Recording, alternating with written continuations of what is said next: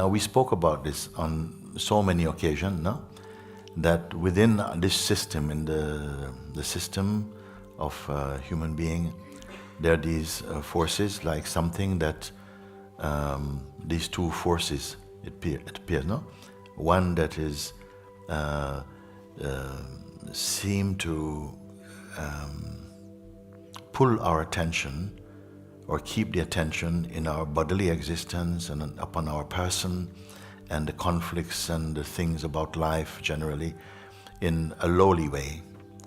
And there's another force inside to evolve and to improve, to grow more towards the natural attraction to the lightness of being, and to become happy and peaceful, and you see.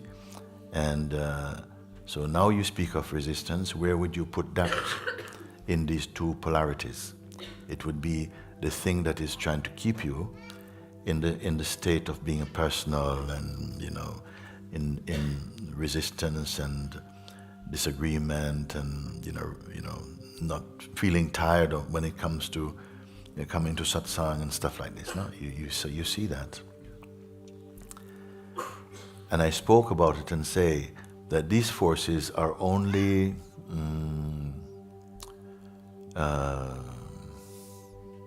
can only continue playing, and they can only attack the idea you have of yourself, your self-image, and not your true self, which you're here to discover. It can only attack the way you feel about yourself. It can only speak to that, and not to your true nature. How to resolve this, you see. And people ask, how can we come out of this state? And I point and say, actually the truth is, what you are is not in that state. But something that you believe you are is in that state, go to that state. And so the very resistance, the play of resistance, you're aware of it even as you speak about it. It may not be here right now, or it can be in a reduced power right now, but there's an awareness of that. Mm-hmm. And the awareness of it is not it, is it? Okay? Is there not similarly an awareness of the one that is suffering it? The sense of the one who is suffering it. This resistance are happening to me, this me factor. Is that not also perceivable? I want to ask this question, and I want it to be answered truthfully. The one who feels, my mind is causing so much trouble and I don't know what to do. This voice, this one, is this one a fact? Is it actually your true self? Is it not that even this identity also phenomenal, meaning that it is something perceivable? We don't tend to look at that with that kind of scrutiny, because largely we just accept that that's who we are, and you don't question what you think you know. But here we look at it and say, not only the seeming attack, but the apparent one who seems to be attacked also. Is it not also perceivable? This is very important to see, because right there is where your real work begins, and right there is the possibility of transcending this kind of, to change the equation. You see, if I say that this, how do you recognize, how is the one who is suffering it recognized? Normally through the feelings that come up and the thoughts that happen, they're all perceivable. But because we were taught to label that strong feeling as yourself, we embrace that and we never doubted it. So you are presenting that is what is affected by all these things. My mind comes, and then when it comes as a form of resistance, and I'm not able to focus on your words also. On anybody else's words, maybe it's fine. But when you speak, the blah, blah, blah, blah, blah, sorry, you can't hear. You come to listen to the invitation. What's happening and to whom? So it's as though we are not somehow recognizing and honoring the consciousness or the awareness which is subtler than both the person and what the person is suffering from or enjoying. And you're called to look like that. And normally there is resistance at this type of calling, because nobody's asking you to do this. No one is asking, but you are aware of this. The feelings that come, and even the one for whom they come, and that one states, it keeps on changing. But something watches from a place of unchangefulness. Can you relate to that? Is it the way that you are functioning? Are we functioning from the perspective, from the place, from the position of consciousness yet? Or is it still that we are fighting in the dark as a person, you see? I want to know that. This is why I ask some of the members of the Sangha, what are you doing with these teachings? Is it rehearsed?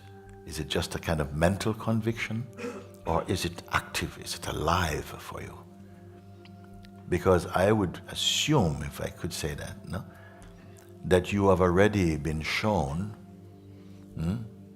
and have the capacity within you to bring a chaotic state of thinking back into the silence of your being by yourself.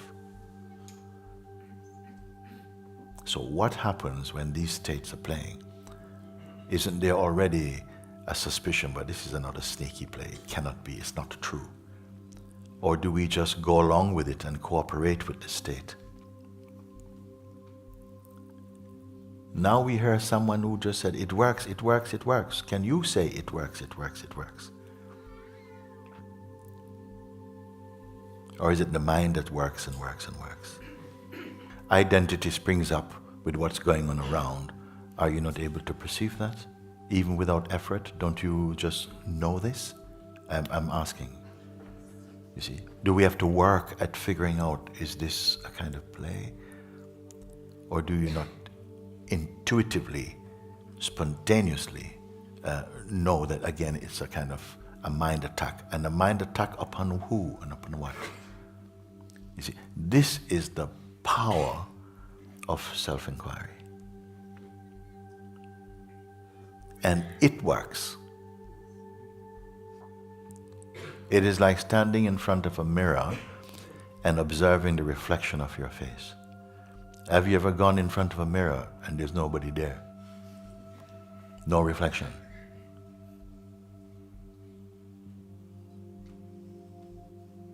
In the same way, when looked at earnestly, in the way that I'm pointing out, it always reflects what is true. Or what is untrue. You can say, well, something can look and say, yes, but I can perceive this. When you look in the mirror, a phenomenal mirror, that which is reflected in there, is it you in your entirety? No. Even you know the reflection is not you. So the easiest thing would be just to say, just don't hold on to anything at all right now. Even the memory of what you struggled with, just leave everything. Try and just be entirely empty.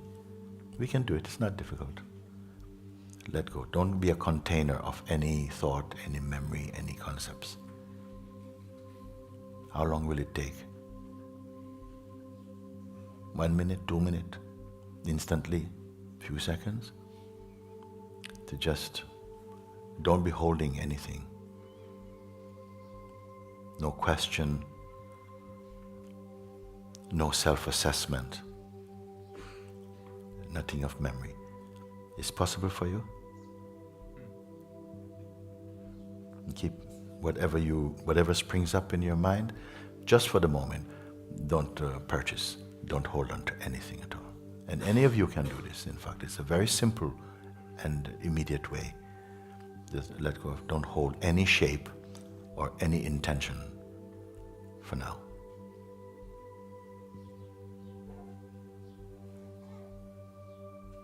If it were possible to be completely without holding on to anything. Don't assess or evaluate or judge or keep or throw anything at all. Just leave everything at all. Who is going to do it to respond to my next question? The one who will follow what I've just said, you can take my next question. Leave all of that. Don't hold anything at all. Now is my question. Are you not still here? If you could take everything out that you can perceive that come to mind or memory, everything out. Delete, delete, delete, delete, delete, delete, delete, delete, delete. Until there's nothing left to delete. Nothing, no data, nothing at all. To delete, nothing.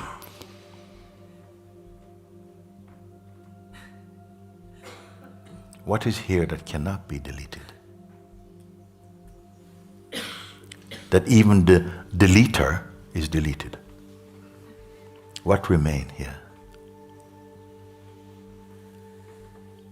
Can anything remove it? Even an atom bomb. Can anything remove that? I'm asking you. No. What is it that's even perceiving space also? Suppose even space could be deleted. Are we only now in the realm of imagination, or are we actually still here? Right. As what are you here? Life. Life is also perceived, watched, observed, felt, tasted, experienced. By what? Can you be one with your answer? Or is that also a thought? If you say there's no answer, what knows that? I don't need an answer. You must be the answer, but not personally. If I say, not personally, you, but not personally you, then what is remaining then? Please don't answer. I will not accept it. Just reflect. If everything can be put somewhere else or deleted, everything, including finally the deleter itself, self-destructive, it's gone. What remains then? Reflect. Can any concept convey that? Have you come this far? Or this near? Is this that I'm speaking about, is it near? Near to what it can be? This what I'm speaking. Is it other than the essence of what you are? Who are you? Is this personal? Is it an idea? Is it the fruit of imagination? No. This is the fruit of your satsang. Is it a belief?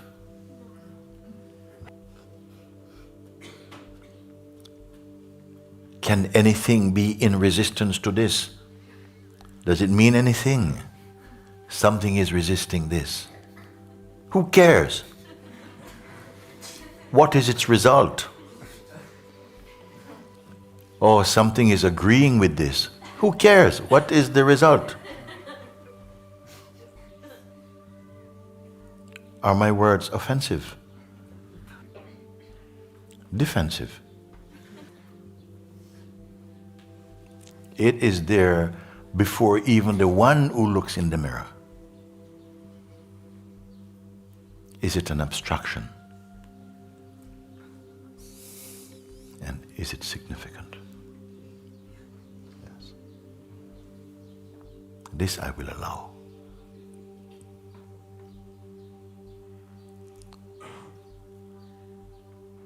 I may continue and push significant for who? But I say, this I will allow for the moment. To come to this seeing, have I thrown magic powder over you? Have I rubbed vanishing cream on you? Is it not with your own discernment? Please, you're in the seat now, you must speak.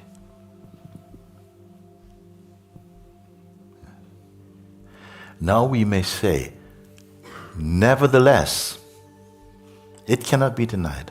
No? Nevertheless, Mr. Mind is still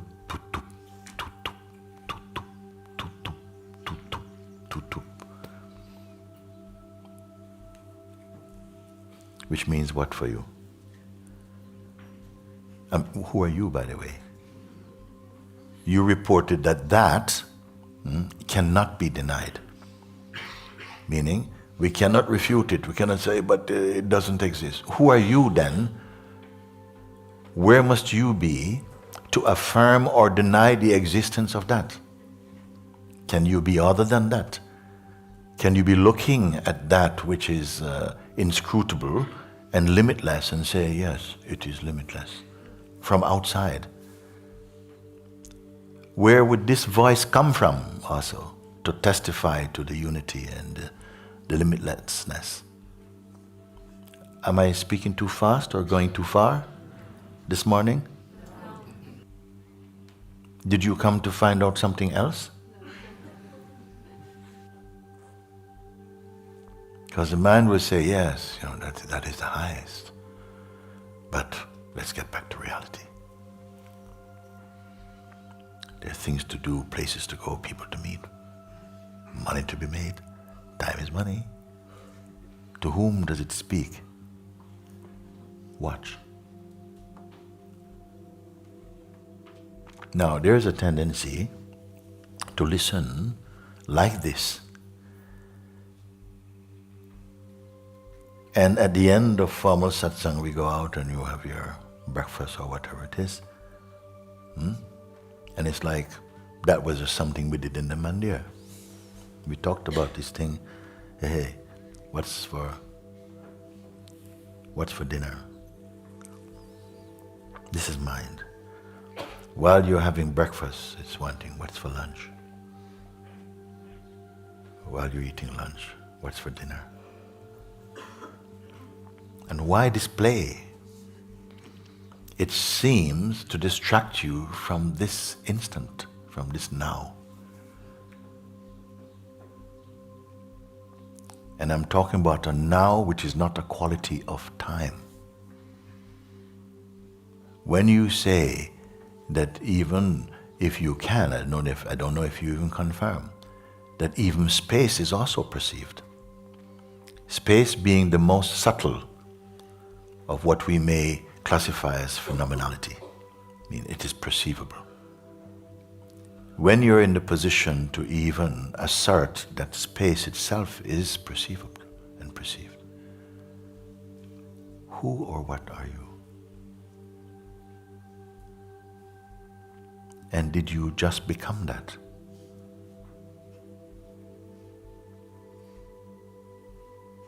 You see, we could stop satsang right here if the earnestness, the openness,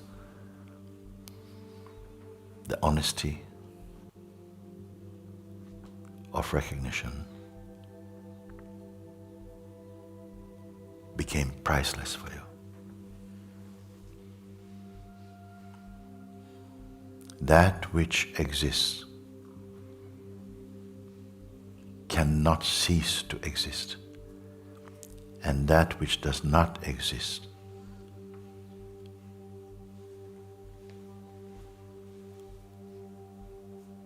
it can never ever be real. That which exists cannot die. It is uncreated. It cannot be burnt. It is timeless.